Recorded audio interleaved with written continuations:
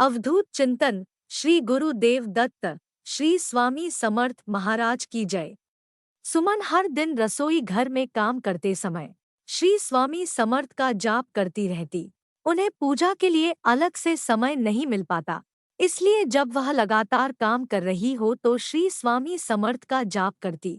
एक बार ऐसे ही काम करते समय वह जप में तल्लीन हो गई। अचानक एक जोरदार टक्कर हुई और उसे जोर से चीख सुनाई दी।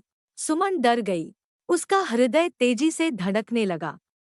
जब वह दौड़कर आंगन में गई और देखा कि उसका 8 साल का बेटा खून से लथपथ पड़ा है, यह देखकर उसे रोना आ गया। लेकिन घर में उसके अलावा और कोई भी नहीं था। वो रोती, चिखती, चिल्लाती भी तो किसे बुलाती। तो उसने तुरंत लड़के को उठा लिया और तेजी से हॉस्पिटल की तरफ ले भागी। लड़का माँ माँ करके चिल्ला रहा था। उसके अंदर की माया उसकी आंखों से बह रही थी। और अभी 15 दिन पहले ही तो उसका भी अपेंडिक्स का ऑपरेशन हुआ था। उसमें इतनी ताकत कहाँ से आई कि वह बच्चे को उठाकर नजदीकी नर्सिंग होम में भागे। अस्पताल जाते समय सड़क पर वह भगवान को कोसते हुए बड़बड़ा रही थी, हे स्वामी महाराज, मैंने तेरा क्या बिगाड़ा था? तूने मेरे ही बेटे के साथ ऐसा क्यों किया? लेकिन डॉक्टर सही समय पर मिले। उन्होंने तुरंत इलाज किया।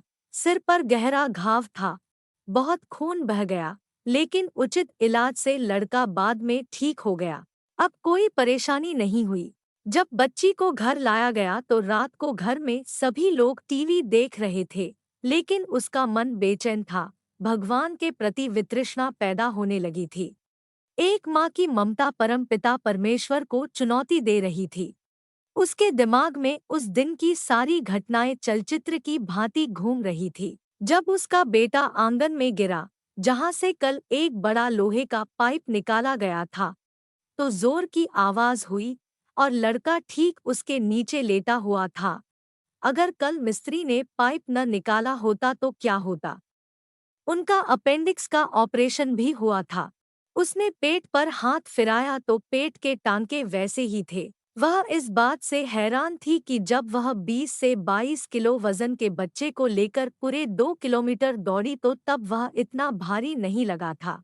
इस तरह से देखा जाए तो ऑपरेशन के कारण वह सीढ़ियां भी नहीं चढ़ पा रही थी। बाद में उसे याद आया कि डॉक्टर साहब 2 बजे तक ही अस्पताल रहते हैं, लेकिन उस दिन डॉक्टर साहब बहुत देर तक अस्पताल में रुके थे। उस दिन 3 बजे थे, इसलिए इलाज जल्दी हो गया। कहना होगा कि किसी ने उन्हें रोका था।